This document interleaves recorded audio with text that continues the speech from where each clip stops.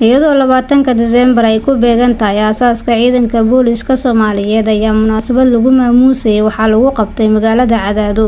iyadoona hambalyo loogu diray dhammaan ciidanka booliska Soomaaliyeed. Ciidamada ayaa dugsiga tababarka ciidanka booliska guuleed ee duleedka magaalada Cadaado munaasabada ka dhacday ku soo bandhigay dholotusi ka ciyaar si salaan kaga qaataan taliska booliska Galmudug. Gaashaanle Cabdiraxmaan Maxamuud Maxamed taliye ku-xigeenka booliska gobolka Galgaduud ayaa ciidamada booliska uga hambalyeeyay sanad guurada waxa uu u jeediyay inay si laba jibaaraan shaqada ay shacabkooda u hayaan. maanta waxaan meeshan u taaganahay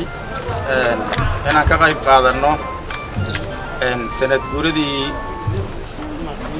la aasaasay ciidanka booliska Soomaaliyeed 1943 oo maanta 20 ku beegan December ku beegan waxaan leenahay hambalyo ciidanka booliska Soomaaliyeed meel kasta ay joogaan ba hambalyo leenahay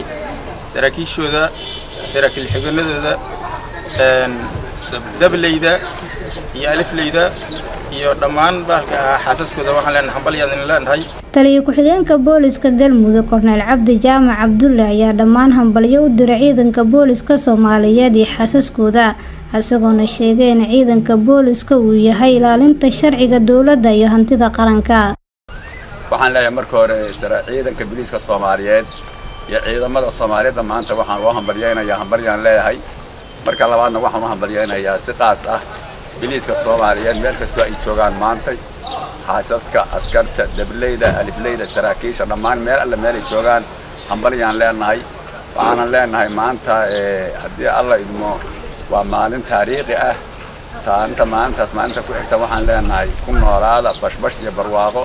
nabadna Allah nagu gaarsiiyo farxadaad iyo ciideeda kale taliyaha waxaan ka codsanayaa waxyaalaha dhiman oo booliska ka dhiman oo deegaanka ka dhiman ama maamul goboleedka Galmudug waxa ka dhiman in uu nala garab galo oo nala qabto oo nala hawlgaliyo oo nala dejiyo haday dhar tahay haday mushaar tahay. ciidanka booliska Soomaaliyeed waxaa la aasaasay 1943 waana kan ugu faca weyn ciidamada qalabka sida Soomaaliya. Deeqa uu Karjino warbaahinta qaranka Soomaaliyeed magaalada Cadaado.